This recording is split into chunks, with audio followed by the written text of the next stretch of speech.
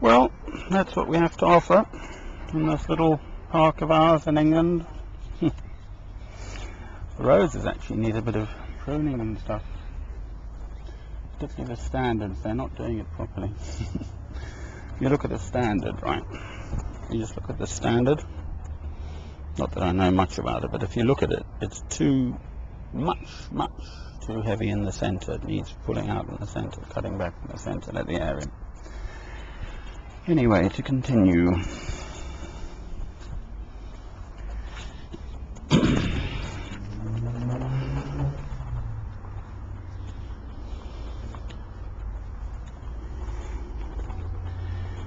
The day and the hour unknown.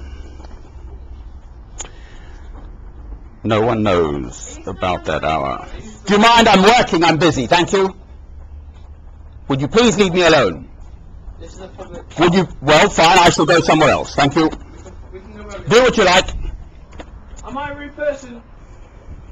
Don't hang yourself on the phone.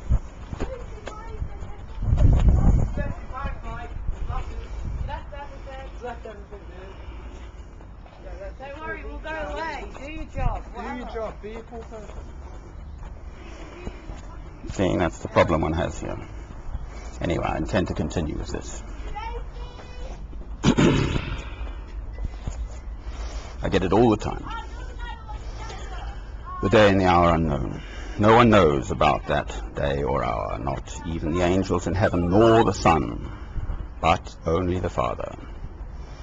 As it was in the days of Noah, so it will be at the coming of the Son of Man. For in the days before the flood, people were eating and drinking, marrying and giving in marriage, up to the day Noah entered the ark. And they knew nothing about what would happen until the flood came and took them all away. That is how it will be at the coming of the Son of Man. 2 men will be in the field. One will be taken and the other left. 2 women will be grinding with a handmill. One will be taken and the other left. Therefore, keep watch,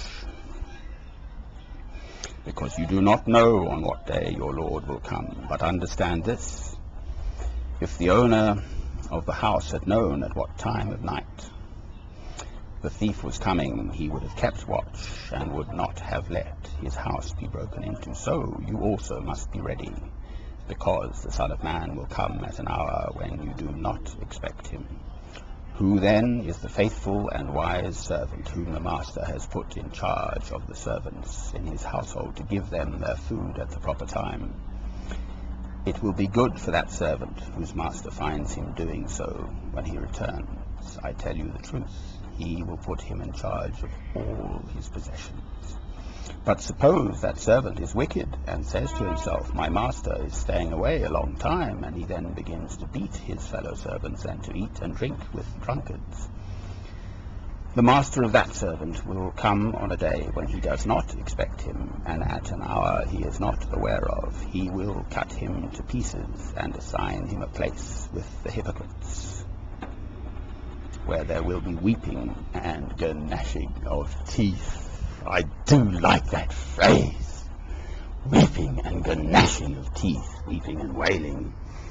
I do like that phrase. I'm fond of that one. That's where it comes from. The end of Matthew chapter 24. Much weeping and wailing and gnashing of teeth. That's what I like. I'm going to have to speak on more. Those youngsters cut me up a bit. Never mind, my dear. Onwards and upwards, as they say.